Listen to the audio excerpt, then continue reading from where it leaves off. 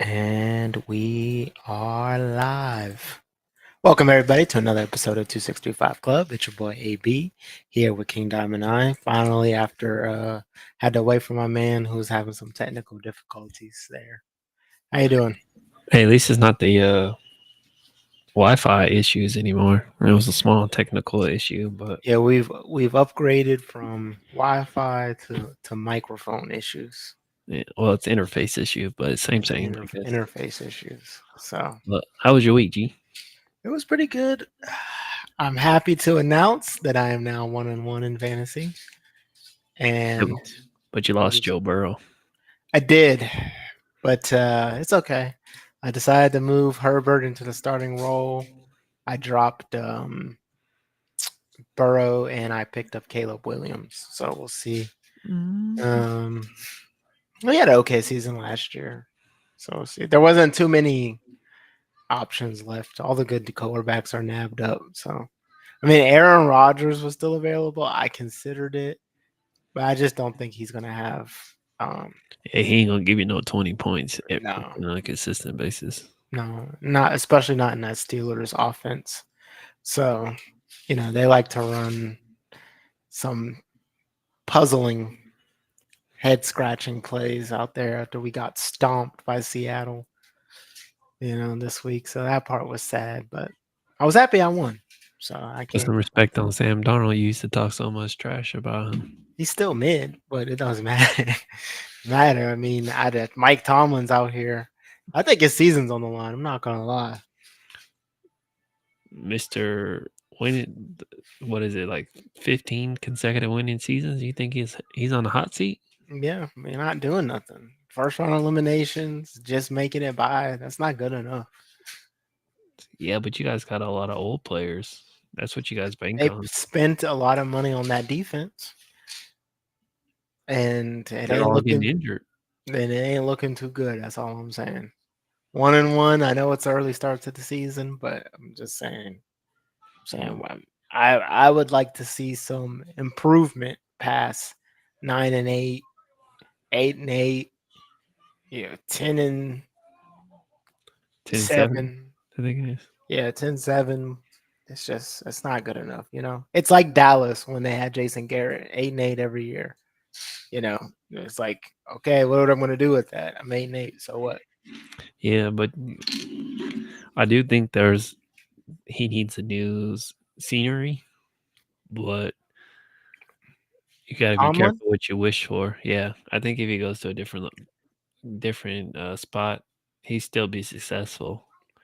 But I think as Pittsburgh fans, I know you guys are like Laker fans, championship or bust. But be careful what you wish for. You gonna get rid of Tomlin and be looking like Alabama, getting blown out and stuff left and right. Hey, it is what it is. A rebuild is a rebuild. Sometimes it comes with growing pains. But I'd rather rebuild and finally get a chip than stay middle of the pack for the next. Yeah, I feel like you guys messed up by not getting Shador personally, because then he would have been on a rookie deal. Then you guys could have used money to shop around and get different players that you guys need, because you guys need depth. Could have got a better running back. Instead, you guys banked on Aaron Rodgers to be the Lord and Savior. Yeah. That, and I would have kept Justin Fields as well, but Yeah, but I don't think they wanted to. They weren't going to commit to him long term, and that's what he was looking for. I don't think he's a bad option. I think he's a pretty good prospect. Could have built a pretty nice system around him. Whatever. It's not a football episode. Yeah. This is an NFL in depth, but I just feel like that's You just needed to vent about your team. It's okay. It's a counseling session. yeah. So, but I did win. I'm looking at my roster right now. Let me see what I got going on here. Let me see. The crazy part is I have not done fantasy this year, and normally I'm like, "Yo, who's playing that?" And it's been like a little. The games have been a little boring though, Uh, except for the Baltimore Buffalo game. yeah. So I am projected to win again this week. And right now I'm losing, but not by, only each of us has only had one player play. They had Josh Allen. He has, let's see, actually, I haven't even looked at this guy's team. Let me give you a rundown of the matchup. So he has Hurts, Barkley, Hill. So yeah, Tyreek Hill. He had Hill and um, another Dolphins player play. That's why he has that. Oh, I had Waddle. So he didn't give you nothing, huh? he gave me 14. Hmm. It was the only person I had play. So, and he had 2. So it's 14-32, but it's a 2-1 advantage right now. I mean, you can't get too mad when he had 2 players playing. You only had 1. Yeah, that's what I'm saying. Like, so right now I'm not too worried. I'm still projected to win, even so, 60% chance. So I'm excited though. It's devastating news. It's bringing devastating news to a matchup coming near you to this league. They gotta watch out. Just know it's peaks and valleys. You're gonna have some games where it rips your heart out, and some games where you're king of the hill. Just gotta take it 1 week at a time. Yeah. But how was your week? Week was pretty good. Went by pretty quick. Can't complain. Getting ours ready for another cheer week. So it's like the house. It's like was a couple of weeks ago we were sick, and then the rest of the house is like starting to get sick. So it's like going over to my sister's house, and it's like coming in with quarantine masks and stuff. Like everybody in here coughing and getting sick and whatnot. So it's kind of yeah. That's always miserable. Being sick is always miserable. Yeah, and when kids are sick, that's the worst, because then you sitting there, they always crying, whining. You can't do nothing without them stuck to your butt cheeks. So yeah, it does suck. But once they get better, then it's like everything returns to normal, and you're cool from there. yeah. Cool from there. So, all right. So today, didn't have anybody wanting to come on. We're still struggling having guests come on. We had a little streak there was running, but now we're pulling straws. So guys, listen, you don't have to have a special story or nothing like that. We just want to hear everybody has a 2635 moment in their life. So we just want to hear your 2635 moment.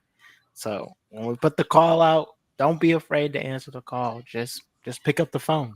That's all you got to do. And we'll take care of the rest. You know what I'm saying? You pick up the phone, get you here, you talk, we'll guide you through. It's all good. It's all good. You know? But we need the people to pick up that phone first. You know, sometimes people get stage fright or they get scared of, what if people might comment or whatever. It's not that big of a deal. Like you just got the hardest part is just getting on. After that, it's easy. We're gonna give you something to talk about or keep a conversation going. That's basically what it is, just a conversation. So at the end of the day, I think just this week in general, it was a lot going on for a lot of people. So I think a lot of people are just too busy to get on. But consistency is key. That's all we ask for.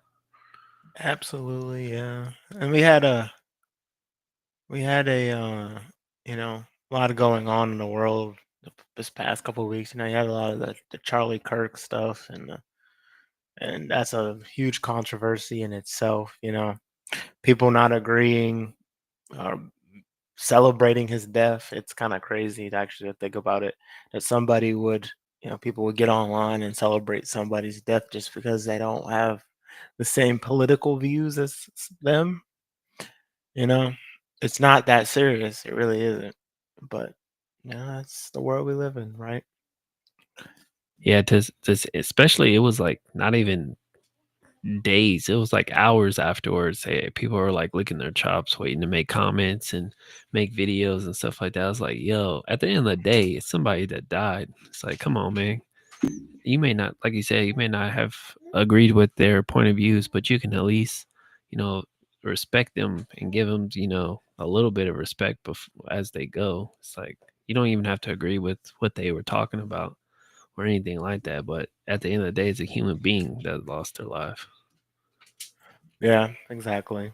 And yeah, I don't know. People are cold and heartless. It's a strange world we live in today.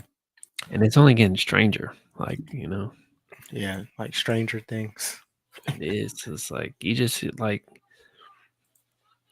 be like sitting and observing stuff and you just be seeing like, yo, like everything is just going crazy. It's not even just like people want to blame the economy, they want to blame this, they want to blame that. It's just like, nah, the whole thought process and everything that people are doing nowadays is just bonkers. It's like AI has just created like this whole new world and like everything just seems like a fantasy world. It's nothing's real. We're Yeah, stuck in the matrix and it's just like you just look at it and it's just like, yeah, you can see that this stuff's not real. Like, come on now. Come on. yeah, they don't, they don't care. I don't think they want to care. They don't want to care. But I do have something I want to get into a little bit. Did you see the new Steve Harvey interview on the Pivot podcast? I did. I seen bits and pieces of it. I saw he did a good, or I felt like it was a good discussion about fathers. And then it was hilarious comments he made about the Cleveland Browns that I thought was funny. But other than that, that's all the little bit of clips that I saw. All right. Well, let's take a look at it because I haven't seen any of it. And I feel like that'd be something worthwhile to watch. Got my screen up.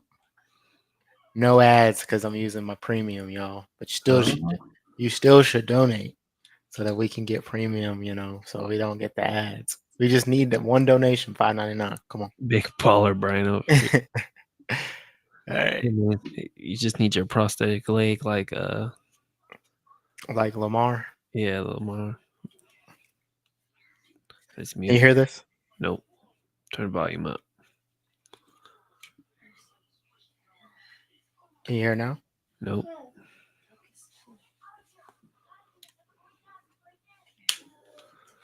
Look, technical difficulties.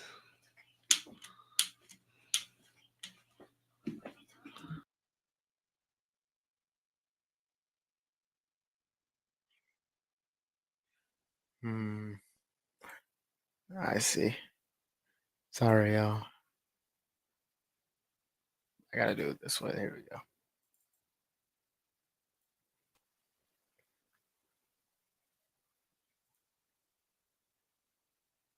I tell it.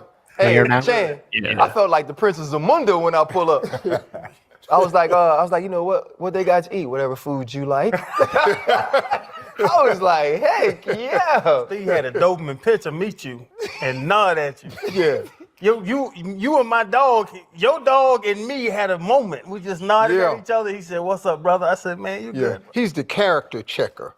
Just to see. Yeah, if you're not cool, you don't get in. Oh, Oh, he you got ain't a but character shit. check. I got a real quick heat check before we get going. Uh-huh. If we did a pivot poll with you, RC, and Stephen A. Smith, suit game, who winning? Ain't no, Straight to it. Ain't no. Straight to it. This ain't even no, really. You shouldn't even had the poll. I mean, we gonna have a poll. Wait, time out. Hold on. Steve Harvey We'll killing have it to all call you of them. Mr. Harvey. Well, you ain't got to. I like his But- outfit he got on Can right we? now. I feel like I think it's pretty clean. Yeah, that light blue, smooth. I don't know if I would say Steve Harvey has. That's the suit game. Let's see. Over, I- over the three, him, Stephen A, and I ain't get the other one. Let me go back. it's a two-man poll. Checker. Just to see. Yeah, if you're not cool, you don't get in. Oh, You he got ain't a but character shit. check. I got a real quick heat check before we get going. Uh-huh. If we did a pivot poll with you, RC, and Stephen A. Smith, suit game. RC. Oh yeah, RC getting blown out of the water. Yeah. I mean, Stephen A. Yeah, he got a pretty. He be rocking some pretty nice suits. Yeah, but top to bottom, consistent as possible is Steve Harvey. No question. It's debatable. Definitely. Who winning? Ain't no. Straight to it. Ain't no. Straight to it. This ain't even no, really. You shouldn't even had the poll. I mean, we gonna have a poll. Wait, time out. Hold on. I'm gonna have to call you Mr. Harvey. Well, you ain't got to, but But can we? I feel like it's a two-man poll, right? We should eliminate Stephen A. out the gate. this is what I think. I think to me, right now on TV, in the sports anchor game, you the best dressed dude on TV. Okay. To me. We leave it there. Hands down. I'll leave that alone. Okay, but I The hear best what? dressed man on TV, television, all forms. That damn Steve Harvey.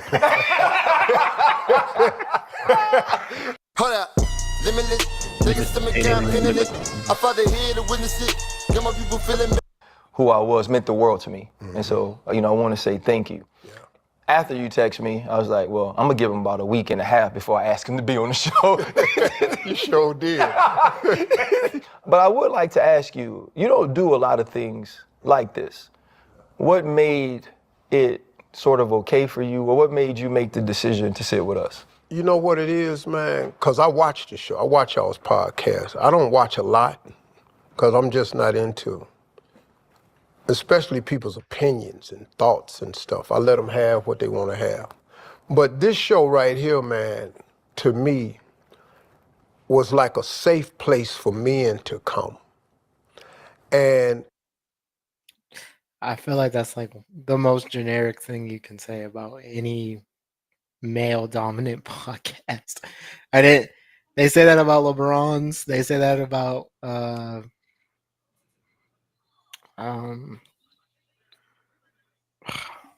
don't know. I consistently watch it, and they do a good job giving that like open space to get everything off your chest type interview. Even though drink chasers. I was like, why can I not think of it? But even when they were Brandon and Marshall with I Am Athlete, Yeah. like they do a heck of a job doing interviews. Getting to know athletes and players as closely as possible. We'll see. We'll see what they get him to say. I've watched you all embrace men on this show like I've never seen people embrace men. to offer them your friendship, your guidance, to tell them that you love them, to hug them when they crying. And I said, man, I've never seen a group of men get together to celebrate manhood and then to turn around and honor each other, but then to offer sincere help. And that's why I said, man, that's a dope show, man. I would do that. Before you even ask, I said, man, I'd do that show, but I don't reach out. I don't, hey, man, can I do your show? You know, it just ain't never been me. And then you had dude that played cornerback for LSU on, Greg Brooks. and that had the accident and got paralyzed and started walking again. And that interview was compelling to me. But when he got up and walked off and it broke you down, I said, okay, yeah, them real dudes right there. Appreciate it. Because you held it together for him to let him say what he say. But the whole time, man, you was hurting for him. Because, you know, all y'all play a violent game, man. But they don't know behind these violent games are real men that hurt, that have feelings, that deal. You figure you're a football player, you ought to be that, right? But y'all are men with y'all family men, y'all got kids and stuff, and you know, we joke about that, but when it broke you down, man, that really mattered to me, man. I said, damn, these dudes is real. So as soon as you asked me to do it, I said, cool. He did. You know, because I don't really fool with a lot of. But Steve, that humanity of it though, you're super famous worldwide. It was just something that came out that motherfuckers knew you before Tom Cruise or something I saw online. That humanity of being a black man, where does that come from? Because you could be just a famous dude, but you really care. I had to get that to my mother, man. My childhood was different, man. My mama was a Sunday school teacher for 40 years at the same church. My father was a hoodlum. My father was a hard-working, the dude that drank on the weekends. But my father, he didn't go to church. My father never talked to me about God, never talked to me about prayer, faith. All he talked to me about was hard work. Hard work, be a man, take care of your family. Take care of your sisters, take care of your mama. When I ain't here, and I was the youngest, when I ain't here, this is what you gotta do, this is what men do. My mother taught me about faith. And I think the most important message she gave me a long time ago. Very telling right there. I think sometimes, you know, parents do a disservice to their children when they don't, not sometimes, all the time. I mean, you don't actually teach your child anything. I mean, I get it, like hard work, you want them to know that you got to work hard in life, but there's more to life than just working hard. Absolutely. No, that he hit the nail on the coffin on that one. It's like I was saying last week, you know, where you get to a certain level to where your parents do the best as they could for you, and then you gotta elevate a little bit higher. I feel like that same sense that he's kind of pitching on that.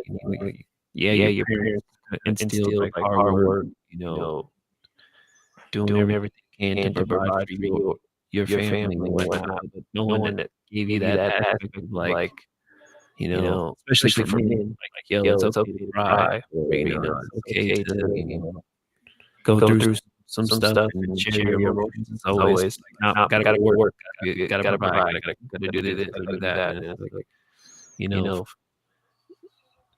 Yeah. a lot of men suffer a lot from it because they have so much expressed. They feel like something's wrong with them. They do hit that point in life. Yeah, I agree. And it just doesn't end up being, you know, healthy for your mental health as you grow up. You know, you don't know how to compartmentalize, you don't know how to process, you don't know how to just do any of the everyday tasks that, you know, most humans do and be able to function. So teach your kids stuff. She said, listen, she said, it's something about you that's different from all these kids. She say, one day God gonna give you a big house up on the hill. When you get up on the hill, you can't get up there and don't show nobody else how to get up there. And you remember that. Now, you know, when you 8, this ain't registered. Big house on the hill. I just want a driveway where we ain't got to drive in and back out. That's all I want. I don't need a house on the hill. Yeah. I want a driveway where you can go around like that. Because, you know, when Christmas, they used to take us out to the suburbs, look at the Christmas lights. And all them driveways, they went around like, I said, Daddy, why we can't get one? He said, we ain't got no money for that. He said, but if you work hard, one day you can get that. Yeah. And so that was probably my mother's doing, man, to make me remain humble and remember to give back. And you're still doing that, though. You were giving us flowers and how we sit with men. You have a mentoring program for the young men through your foundation, right, with your wife. Yeah. I think you say you teach them like principles of manhood, Right. teach them how to unlock, you know, the potential within and unlock dreams. Kind of speak to that a little bit. It's like a 5-day camp. Yeah, because all it is, man, is I bring in boys 13, 18 years old from single-parent homes that have no father figure, have no father in their life. And the way I started it, man, was, you know, my father died when I was 43. And my mom had died when I was 40. My mother's death affected me differently. It was the single most crushing blow I've ever had, man, in my whole life. But when my father died, I couldn't believe it.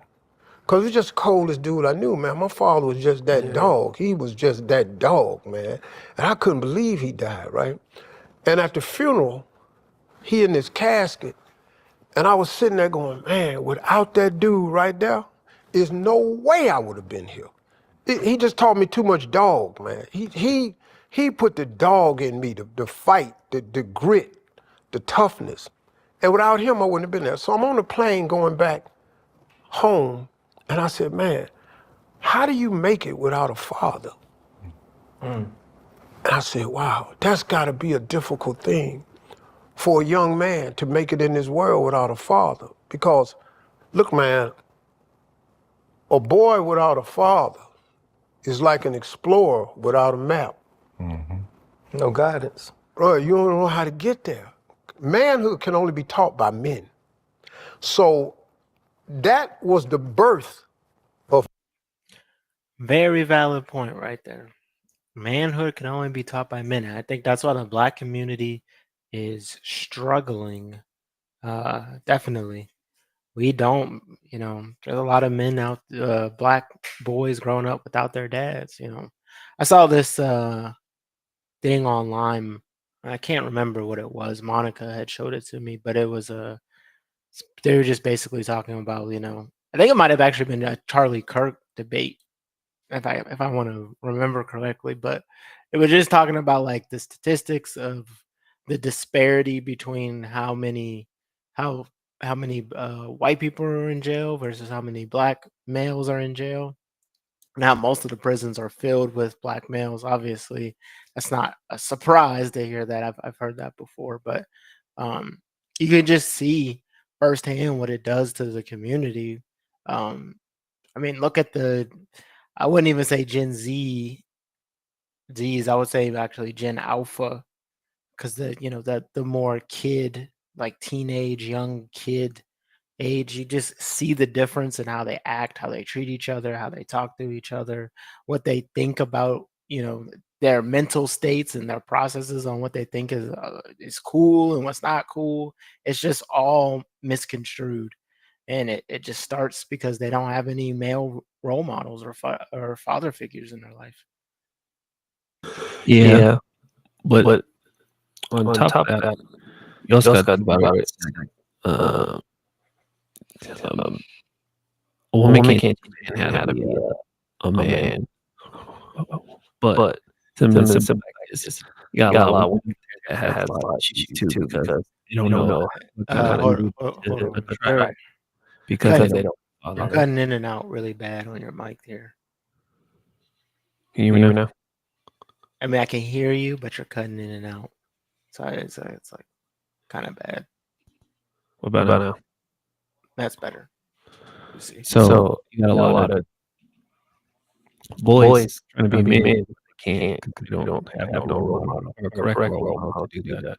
But also you got a woman that you know, or young women that choosing the wrong youth because they don't have the proper role model to example of. So it goes both ways. I think. Yeah, Can't- absolutely. And Oh, the yeah. women need the girls need the women, but I think the biggest thing is that women aren't, or black women aren't going to jail or being removed from the household in the scale of black men are. So you see more single black women than anything in the black community, than you see the single black dad. So that's just kind of, but I absolutely I'm not agree. arguing that. What I'm saying is young women need that role, that male figure as Yeah. well, because Yeah. they need to have the perfect example of what men to attract. Because then a lot of stuff women statistically that could be avoided if they had the right role model. Absolutely. I agree with that. My foundation right there. I said, man, so I had a ranch in Dallas. I said, man, I'm gonna start bringing boys in there to teach them about how to make your dreams come true and how to be a man. Because if you got a single mother, God bless them. And there's some wonderful mothers out there. But your mother can make you a good citizen, a good student, a God-fearing man, law-abiding citizen. She can make you courteous. She can make you well-kept and groomed. She can't make you no man, though. She cannot do it. You need that from somebody. And so that was the birth of the foundation. And so we bring them out of my ranch. It's different now. I sold that ranch in Dallas. I got another ranch about an hour 20 south of Atlanta between here and Macon. And I bring them in for 5 days. And I only cover 2 things: principles of manhood and dream building, how to be the best man you could be, and how to make your dreams come true. Because that's the key to these, especially minority boys, or any boy really, that's the key. And so we do that for 5 days. I have a lot of speakers and stuff come in, all male speakers. Sometimes you get some corporate help, and American Airlines one time said, well, we have a female speaker we want to speak. I said, well, do you have a man that could do it? Well, what we're not going to do is be slighted because you have some gender preference. I said, no, ma'am. I said, listen to me. They hear from women all the time. I need to show them as many men as I can that they can look up to as an example. So if you just send me a man. This lady was just arguing with me, man. Arguing with me. To the point where the argument got down to, we will take our tickets that we gave you to fly in on if we don't let this woman speak. I said, okay, cool. So I let her speak. The most ineffective speech ever at that ranch. This has been, started off, you've been dropping some gems, right? It's been a lot of wisdom. But I'm not gonna let you just keep sliding in this affluent lifestyle you have. How Just- slide it in? So, I had the ranch in Dallas, but see, we sold that one. So now I got a ranch that's like an hour and a half from here. That's between here and Macon. When we pulled up, right? Channing was driving down in the golf cart, on the back of the golf cart, and he was like, I was mesmerized. when you have all that though, like there's a motivation when you're broke. There's a motivation when you've seen your father work so dang hard every day, when he's instilled that in you. When you got 17 million shows on TV, when you've authored best-selling books, when you have a beautiful family, different houses you can go to, we yacht in Europe in the summer, what keeps Steve Harvey motivated now? Well, I gotta go back to my mama being a Sunday school teacher, right? There's a scripture that says, a man without a dream or vision shall perish. You got to always have something you shooting for or what you getting up for. So you can't lose your motivation. That's why when a lot of people retire, they just wither and die, because their reason to get up and go live has been taken away. They thought retirement, but they had purpose. See, you gotta always have purpose. Yeah, I tell young people this all the time, man. It's hard to make money, man. And it's hard to make a lot of money. And it take a long time to make a lot of money. But if you think it's hard to make money, it's way harder to keep it and to add to it. I equate it to doing 100 push-ups You know, all y'all in physical shape. You played in the league. But the average person can't do 100 push-ups in a row. I bet you it'll be every 2,000, 5,000, 10,000 people you can find do 100 in a row. Probably more than that. But let's say that you manage somehow to get to 70 and every fiber in your body is shaking and quivering and you get to 80 and your teeth has got hairline fractures in it and the veins is bulging out your head. And then you get to 90 push-ups and you peeing on yourself and people are talking to you, but you can't even communicate. And somehow, by the grace of God, you get 100 push-ups in. You are now successful. Now, guess what? To stay successful, guess what you got to do? You got to hold. You got to lock and hold. And after 100, that locking and holding is hard because you done burned everything up getting there. Yeah. Now you got to hold, but that's the only way. You got to lock and hold. And you got to stay there, man, because at that point, by the time you get here, you got so many people counting on you. Yeah. And like, you know, you all heads of families. What happened if you stop doing what you do? Have you counted the people that will crumble and suffer if you stop doing what you do? Oh, yeah. You can start with all them people that bought all these cameras and drove all these trucks. They got to go find something else to do. That's starters. Then they family got to get the news. I ain't working no more with Pivot. They got to start thinking of something else. You ain't even said nothing about what you do for your parents, what you do for your wife's people, because you helping everybody. Because everybody think you it. Yep. And heavy is the head that wears the crown. The cold thing about the crown is you don't get to take it off. You don't even get to lay down with it. That's why you toss and turn at night, because that crown cutting in your head. See, is that why you don't say no to no jobs? Yeah, man. You don't say no to nothing. Now, I stack them. Have you ever said no to anything? Because that's the thing with you. What's the thing you did when you messed the little girl name up? Are you going to bring that up? I knew it was coming. I wasn't That gonna was do it. funny to me. I laughed. 2015? Damn. Man, That was 10 years ago. That's The been beauty 10 years. contest. Yeah, So the Miss beauty Universe. contest to the little Miss kids Universe. talent shows Yeah. to the you never will say no to a job. Look, man, somebody told me one time, they said, man, Steve, seemed like everything you touch turned to gold. No, I just don't touch everything. I only touch what's brand worthy and what's on brand. Look, man, I was homeless, right? I lived in a car, everybody know that. But somebody asked me one time, they said, hey, man, why you spend so much money on your cars? Because I have like really nice cars. I said, well, That's all. because if this ever goes bad, I'm going to be living in a Rolls Royce. It got refrigerator in it, TV, computer, icebox.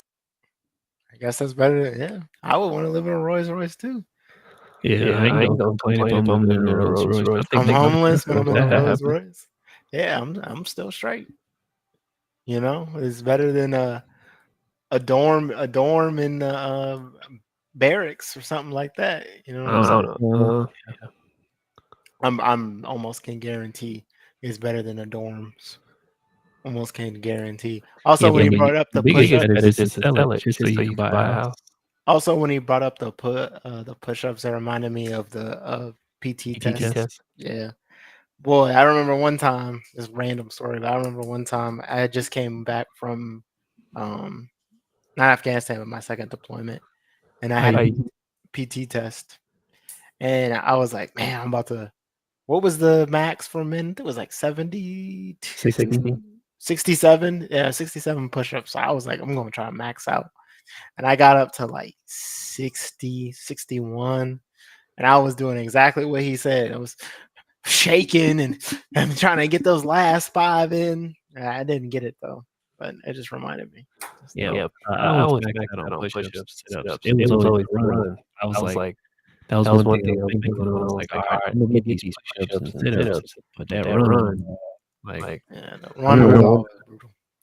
I think I had like 8 months left, and they made me do a PT test with it. And I was like, bro, all right, let's do this.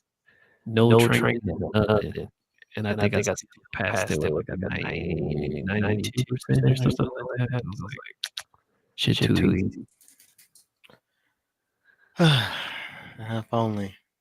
I don't know if I could pass a PT test right now. Oh, yeah. You might I might be able to. I'll be like, all right. I might be able to. I still keep up with the cardio here and there, but my feet are getting bad. I'm getting them old man feet from Uncle Sam. Them boots did me dirty. Yeah, I got rid of my feet, so after a while. Yeah, you can't do it. Road scrapers. Yeah. It's got heated seats. Everything. You know, I'm gonna be a lot more comfortable. Right. Now, in essence, really, I'm gonna sell that car and buy a house. In essence, but I've been running from poverty for so long because I was in it for so long. I guess I'm kind of afraid of, it going bad, and I just can't stand the fact that some one person can come up to me because I've been laid off before. At General Electric, they came and gave me a layoff slip right at Thanksgiving. And then they let me have a 20-pound turkey. And I had to go home and tell my wife and twins, I got 20-pound turkey, I ain't got no job no more. That's the last time I had one job. That's nasty. So like, if Family Feud come to me and say, you ain't got no more job, I just go do the judge show. If the judge show come to me and say, you ain't got no more job, then I just go do the radio show. If the radio show say, you ain't got no more job, then I'm gonna go overseas. Because I got some more jobs. Ain't no one person finna take me out. Is it any job you've taken that you regret or you haven't taken that you look back and regret? I tell you the biggest mistake I ever made, because I didn't know business back then. Years ago, man, I had a TV show called Steve Harvey's Big Time. It came on the WB. And I had 3 judges, 3 celebrity judges, but they wasn't real celebrities. You didn't hardly know them. The WB was a fledgling network, so they paid who they could. We called them celebrities. They was nice people. And I hosted the show, and I bought them. You didn't know these people. I didn't know them. But I introduced them, boy. Ladies and gentlemen, please, put your hand. And just pointed at him, and he'd stand there and wave, and I'd be going. I've said, who the hell is this? And so that was a show, and I bought acts who did everything. Dude that could, a woman take a toaster and spin it around and just bust her husband in the head with it. And then she spin it around and bust it until the whole toaster explodes. You know, I was doing stuff like that. I had a dude that could sit on. What kind of a crackhead show was this? What? I don't even understand. Like, what was? Hey, when you pour, you try anything. I guess so. I guess so. On top of firecrackers and M80s and cherry bombs. He had to go to the hospital. I was there at night when he sat on the wrong thing a little bit too much. He lost a testicle. on my show. Crazy stuff I was saying. And so, you know, people doing all kind of crazy acts, right? And so it lasted for 2 years. And then I didn't know nothing about business. I didn't own it. I just created. I was the king of making appearance money. And the show went off the air. The next year, a show came on that had 3 judges on it, had a host on it. They hired all the producers from Steve Harvey's Big Time. And all of the acts that I had the first year on it appeared on that show. You know the name of that show? America's Got Talent. Wow. Biggest mistake I've ever made, man. Wow. Because I didn't have the paperwork and the business. You don't know what you don't know. Yeah, that one stings. That one stings. Yeah, but you don't know. Yeah, exactly. He didn't know the copyright or or whatever process you need to do so people can't basically just turn around and steal your idea. You know who else I feel like should have copyrighted or that did something, whatever, I don't know what it's called. I'll have to talk to Monica about this later. But should have did it is the Pop the Balloon. Yeah.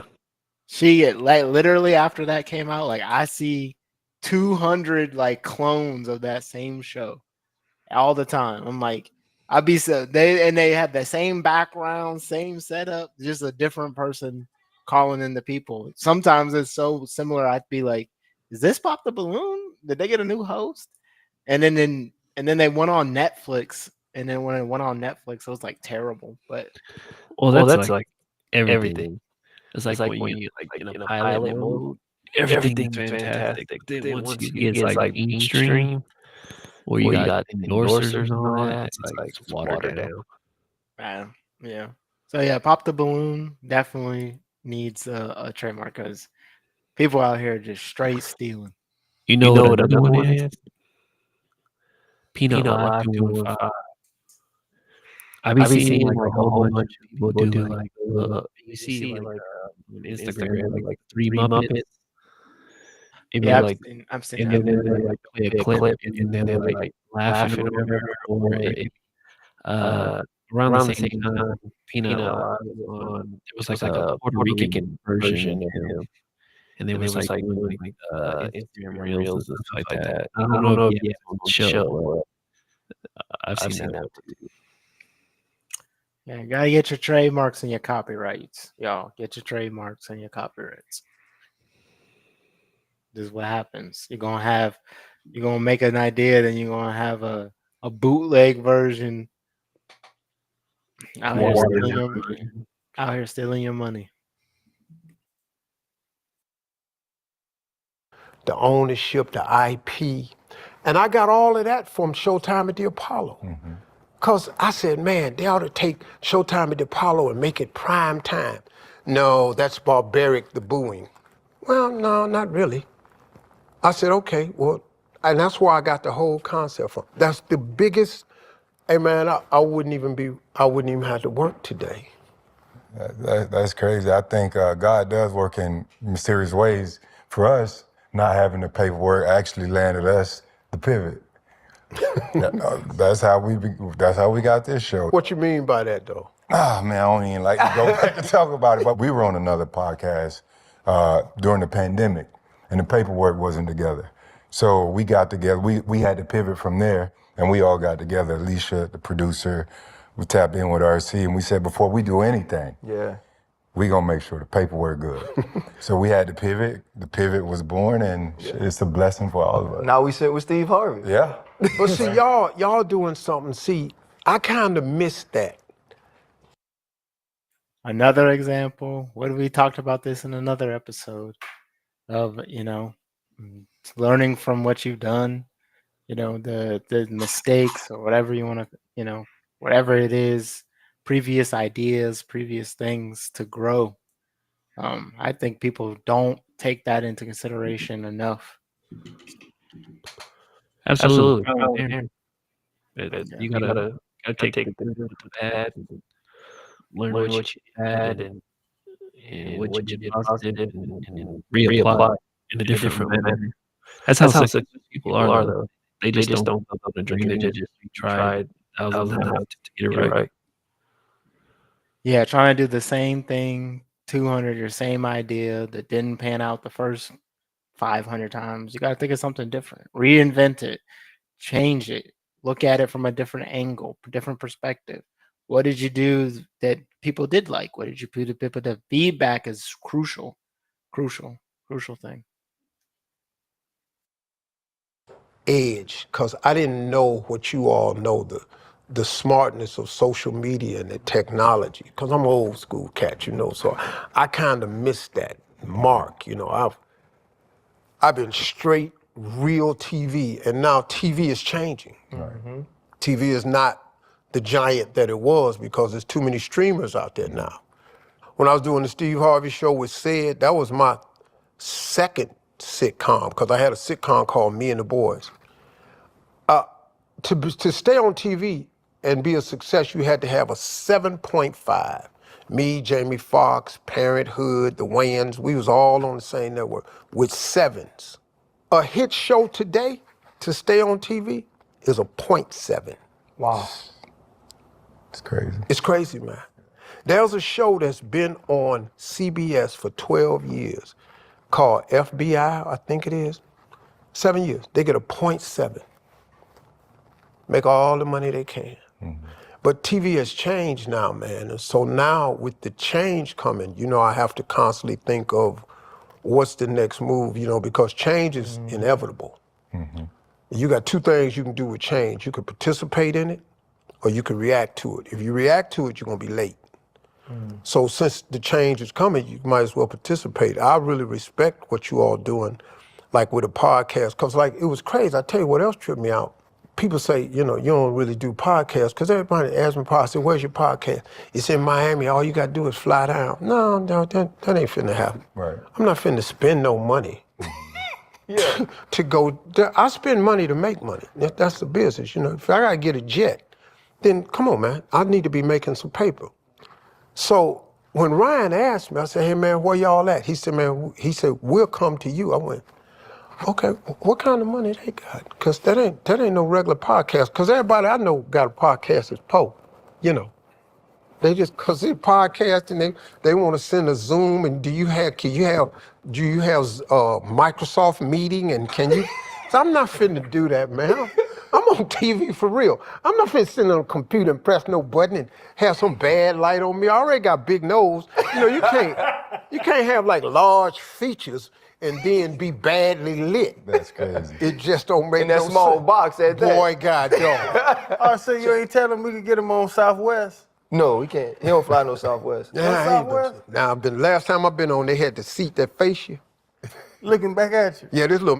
Okay, Hey, let me tap into this real quick because you crazy. See how I caught myself. Yeah, I buddy. said, boy, that right there, that's gonna light the internet up. Hey, I don't know What if did I he ever- say? I don't know if I ever been on Southwest when they had the seats that face you. Yeah, I've been on there. I want to go back to what RC started about motivation. You said it's hard to stay there. Southwest has seats that faced each other. That was way before my time. Yeah, that must be some boomer stuff. I don't know. Sounds like I used to be a frequent. That Southwest was my go-to until they raised the prices and got rid of the open seating. Now it's trash. Yeah, I used to try to fit Southwest all the time, but when we were stationed in Wichita, it was kind of hard. So I was always American. Yeah, it just depends on where you want to go. Like Southwest flew to Pittsburgh a lot, so I always would fly them when I would try to go home. But they also went to Vegas. That's why I always went to Vegas, because I was like, you get a Southwest flight from Wichita to Vegas for dirt cheap. So that's why I'd stay out there. But man, we're already at the end of our time. This was a really good episode, though.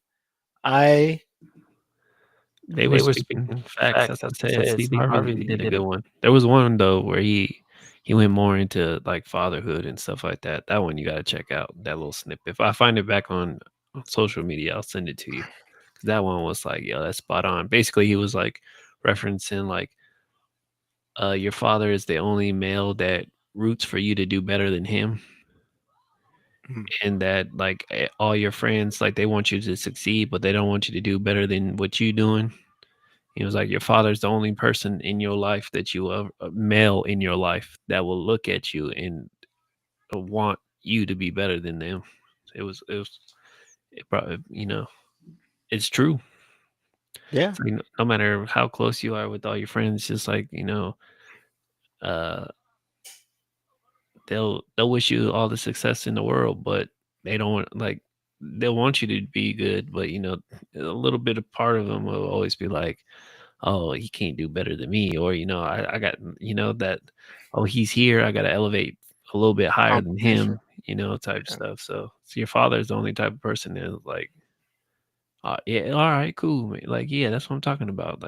I know when I talk to my dad all the time, And then we be like, I'll be telling him about stuff, and he'd be like, you could tell like he's proud, and he just sits there and he's like astonished because it's like he never thought like he wouldn't imagine to do some stuff that we be doing nowadays.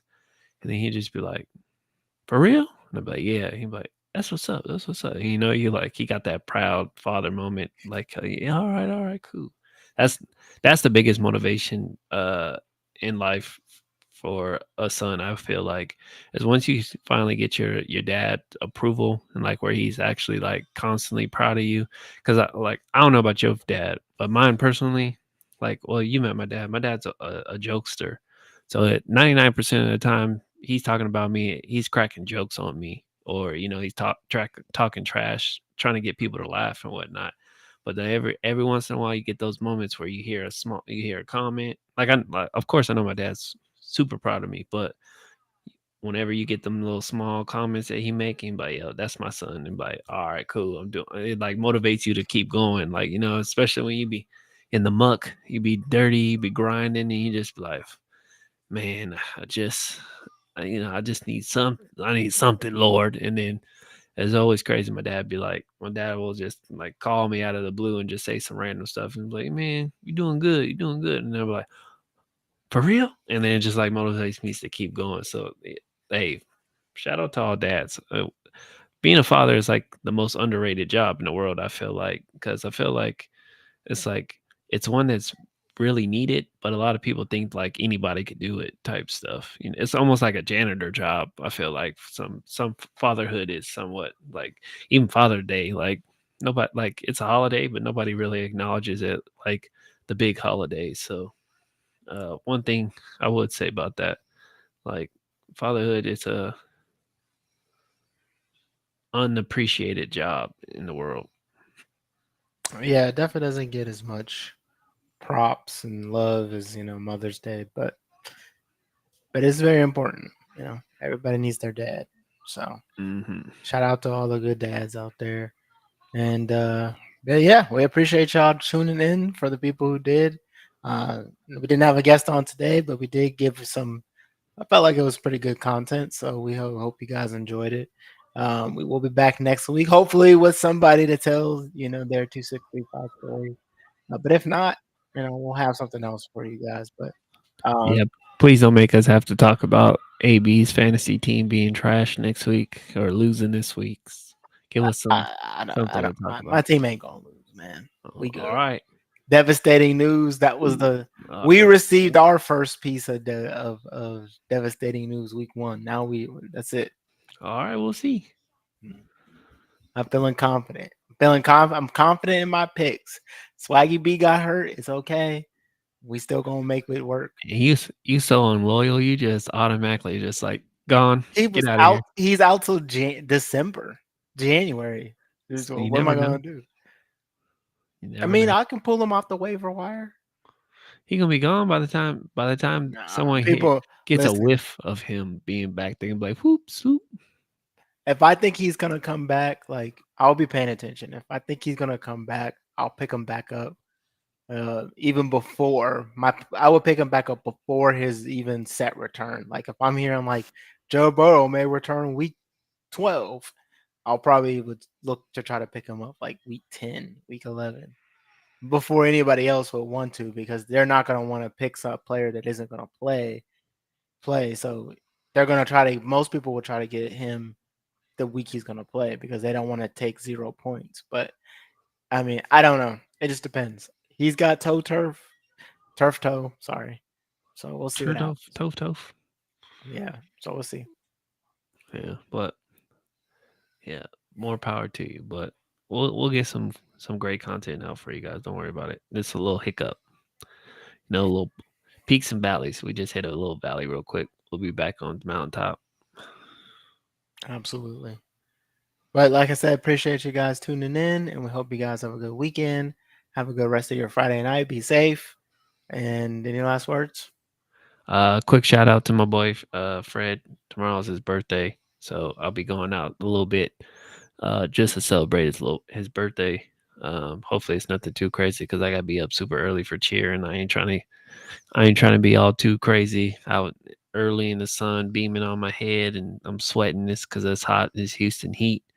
But shout out to my homeboy Fred. And then, as always, positive mindsets make positive outcomes. This is the 2635 Club. You don't got to go home, but you got to get out of here. So, deuces. I'll be praying for you, man. I don't think you should be out at night like that.